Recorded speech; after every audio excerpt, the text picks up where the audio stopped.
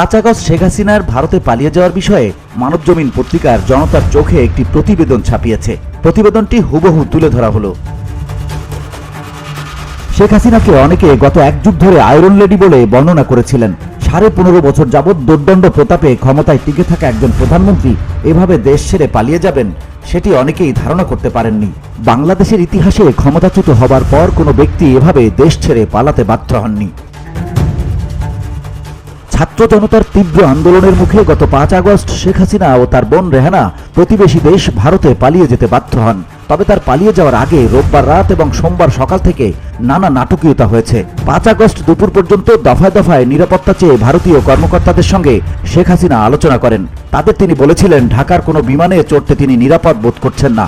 এর মধ্যে নিরাপত্তা উপদেষ্টা অজিত দোভাল অন্যতম। দোভালকে হাসিনা একাধিকবার বলেন, আমি দেশ ছাড়ার সিদ্ধান্ত নিয়েছি। এই মুহূর্তে আমার সামনে আর কোনো বিকল্প নেই, কারণ জনগণের পাশাপাশি সেনাবাহিনীও আমার বিরুদ্ধে চলে গেছে। এই অবস্থায় প্রাণ বাঁচাতে দেশ ছাড়তে হবে। তাই ভারত যদি বিমান পাঠায় তাহলে আমি নিরাপদে দেশ ত্যাগ করতে পারবো। তবে হাসিনার অব্যাহত অনুরোধ সত্ত্বেও ভারত থেকে বিমান আসেনি। কেন ভারত বিমান পাঠায়নি তা নিয়ে এখনো বিস্তর আলোচনা রয়েছে। জনশ্রুতি রয়েছে হাসিনার এই অনুরোধের প্রেক্ষিতে দোভাল নাকি বলেছেন, আমরা দেখছি কি করা যায়। দিল্লিতে তখন এ নিয়ে একটি উচ্চ পর্যায়ের বৈঠকও বসে। নেওয়া হয় বিরোধী রাজনৈতিক দলগুলোর মতামত। এরপর বলা হয় ভারতের পক্ষে নানা কারণে বিমান পাঠানো ঠিক হবে না। বাংলাদেশকে বলা হোক তারা নিজ দায়িত্বে যেন শেখ হাসিনাকে নিরাপদে দিল্লি পাঠিয়ে দেয়। ঢাকা তখন অগ্নিগর্ভ, যে কোনো মুহূর্তে বিক্ষুব্ধ জনতা গণভবন দখল করে নিতে পারে। এমনকি সেনানিবাসে নেওয়ার পরও পরিস্থিতি কি দাঁড়ায় তা নিয়েও চিন্তিত হয়ে পড়েন সেনা নেতৃত্ব। এমন অবস্থায় হাসিনার নিরাপত্তা দেয়া সেনাবাহিনীর পক্ষে কঠিন হবে। এই বিক্ষুব্ধ জনস্রোত মোকাবিলা করতে গেলে হাজার হাজার মানুষের প্রাণহানি ঘটবে।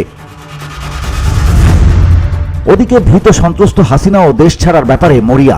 বারবার সেনা প্রশাসনকে সিদ্ধান্ত নেওয়ার অনুরোধ জানান। বলেন যে করেই হোক তাকে যেন তারা দ্রুত দিল্লি পাঠানোর ব্যবস্থা নেয়। জেনারেল ওয়াকারুজ্জামান বিষয়টি নিয়ে তার সহকর্মীদের সঙ্গে কথা বলেন। সবাই তখন এক বাক্যে হাসিনাকে বিদেশে পাঠিয়ে দেওয়ার ব্যাপারে একমত হন। এরপরেই বাংলাদেশের নিজস্ব বিমানে হাসিনাকে দিল্লি পাঠানো হয়। প্রশ্ন হচ্ছে, হাসিনাকে নিতে ভারত কেন বিমান পাঠালো না? কূটনৈতিক সূত্রগুলো বলছে ভবিষ্যৎ রাজনীতির কথা ভেবে তারা এই সিদ্ধান্ত নিয়েছে।